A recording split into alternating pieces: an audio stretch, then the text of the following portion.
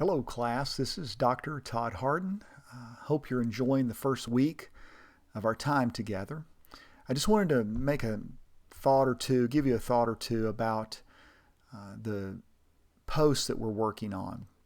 If you really want to do well on the post, here are some things I think that would be helpful. Number one, make sure that you always answer or respond to the question or the subject presented in the post. Sometimes we can get so intertwined with answering questions or with interacting with our classmates that we actually forget to answer what was asked in the first place. So make sure you do that. Second of all, on your first post, it would just be helpful for me if you could put the title initial post at the beginning of that post. And at the bottom, when you're finished, count the words up and put word count, like words, word, colon, and the word number. You can do that if you type it in a data processor first or whatever. But the reason that's important is it helps make sure that you stay within a reasonable word count, 300 being the maximum that you need to be. So often we can pontificate eloquently about things, and it really just takes a long time to read, and it gets off topic rather quickly. So initial post, or answer what you're supposed to answer, initial post, and then make sure that you put the word count at the bottom. This is only on your initial post. You don't have to do this on the other ones where you're interacting with your classmates. It just helps me.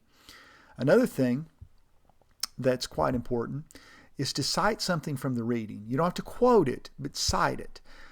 You're trying to integrate what you're learning with the question that's being asked in the discussion board, and it's an exchange of knowledge. So that helps me understand, or helps me see how much you understand of what you've read. In addition to that, it's always important for you to learn to think Christianly about everything we do. And as such, for really a high scoring post, if you will, a good A post, you're going to also include some reference to Scripture.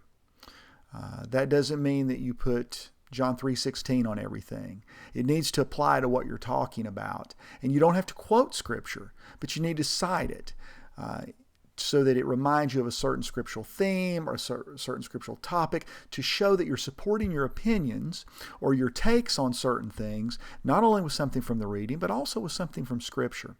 I think if you'll learn to do that, the post will be very well done. I think that it will give your classmates something very substantial to interact with, and it'll actually further discussions in the class. Now, don't worry if you've already completed the post for this week. It looks like you're doing a great job on that. I just wanted y'all to be able to kind of get this moving forward, because I think that's the best way we can make the most of our time on the discussion boards. If you have any questions, make sure you email me. Of course, in an emergency, feel free to call me, but you can email me. And God bless, and I'll talk to you soon.